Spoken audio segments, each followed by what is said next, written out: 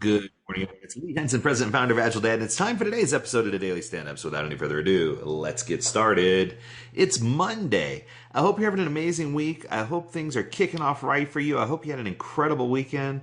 For those of you who live out in Utah, I hope you had a fantastic Pioneer Day. I know it's kind of a strange thing for people outside of Utah, but it's a holiday. It's a state holiday, and it's something that they really enjoy, and it gives you an extra day off, so why not? Today I wanted to discuss with you the 3 ways to stop people pleasing and start leading. This was in a recent article that someone sent over to me, and the person who sent it over was a little bit confused. So I wanted to, instead of reading through the article, just kind of give you some clarification on where I think the intent of this article was going, because I do think the article was well written. I think it's got a lot of good information. So let's dive right in. It starts off with a quote. Now, I know this quote came from somewhere. I'm trying to remember who said the original quote. But it goes something like this. It says, quote, "When you say no, you're only saying no to one option. But when you say yes, you're in essence saying no to every other option. No is a decision. Yes is a responsibility. Be careful what and who you say yes to, because it will shape your day, it'll shape your career, your family, and your life." Now, I have long been an advocate for saying yes, but not always just saying yes to everything. You have to be really picky about what you say yes to, both from just a personal respect, from an introspect, from just having control of situations. Saying yes sort of does put you in a predicament. It puts you in a spot, especially if you're in a leadership role, right? So I guess what it boils down to is, how do you set boundaries when you say yes without just being a people pleaser? And where do you draw the line to say no, right?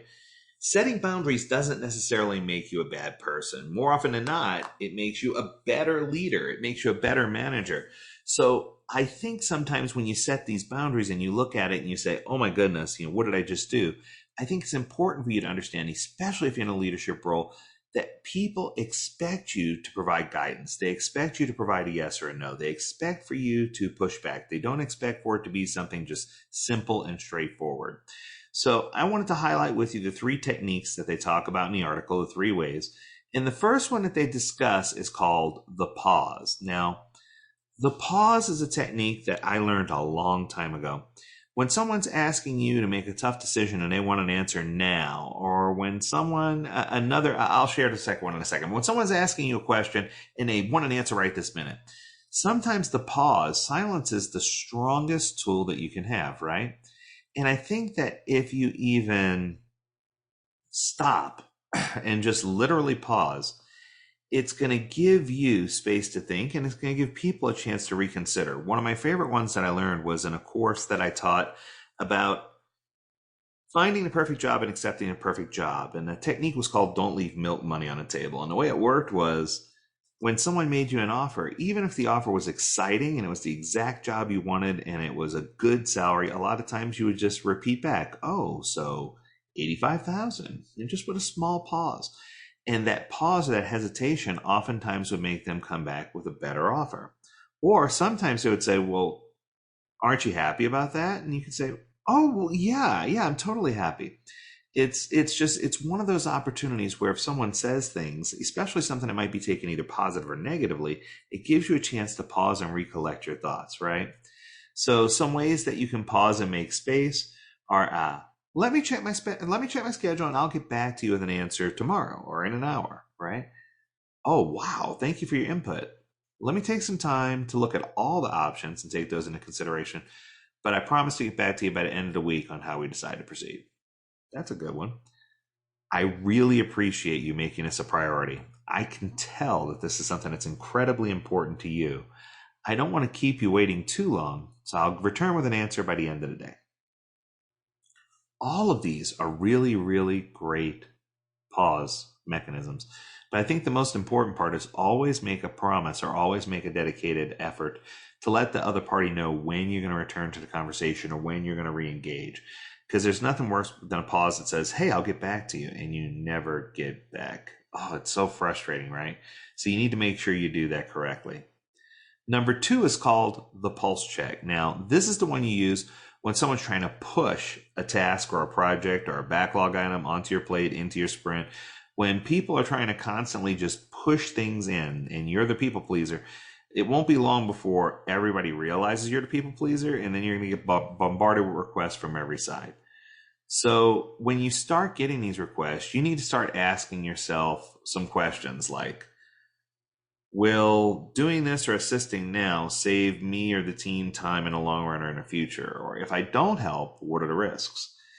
If I do jump in, what is the opportunity? What are we all going to gain by this? Does this project or backlog item or task have a higher priority than what's currently on the plate, what's currently on in a sprint?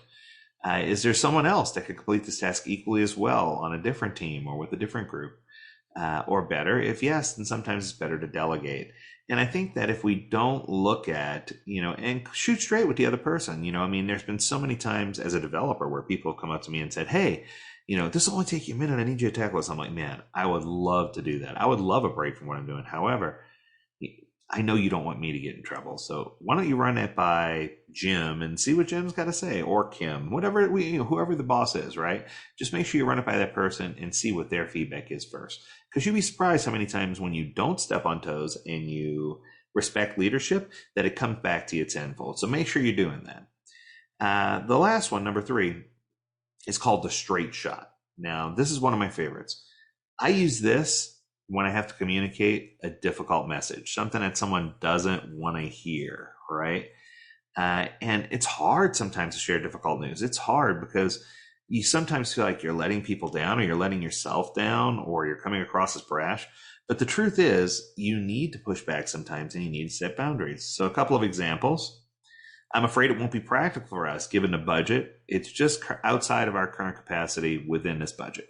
It can't be done, right? There's nothing wrong with that. Or I'm unable to take anything beyond my current workload.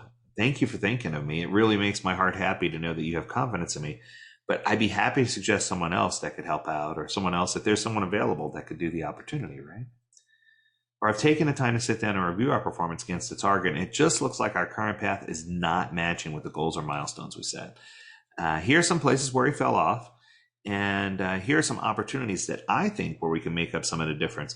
So let me know what you think, or give me your feedback about what we could do. Which of these approaches do you think would work best? And I think that when you're a leader, you quickly learn that trying to make everyone happy is a quick path to making no one happy, right? It's your responsibility as a leader to build your teams up, to build up confidence, to be the ultimate communicator, and, get through life by using the empirical process, by constantly inspecting and adapting, by constantly making sure that you're transparent and telling the truth. It was Heinrich Niebuhr who said, if your organization doesn't like truth and honesty, it's probably not going to like Agile, right? So make sure when you're making difficult decisions that you're aware that someone is always going to end up unhappy. But the good news is they're only unhappy temporarily until we can figure out the best way to solve it. If it's up to you to make the difficult decision, just realize going in that you're not going to please everyone. And that's okay, right? Because sometimes it's better to be transparent and talk about things than it is to try to be that leader who tries to please everybody and conflicts yourself. So I hope that was useful to you. I hope that you got some good warm runs out of that. As always, we encourage you to visit agiledad.com, where you can learn more about this topic and many others. And until next time, we encourage you to stay healthy, stay well, and stay agile, my friends. Do take care. Have a great week. It's about that time, right? We'll see you.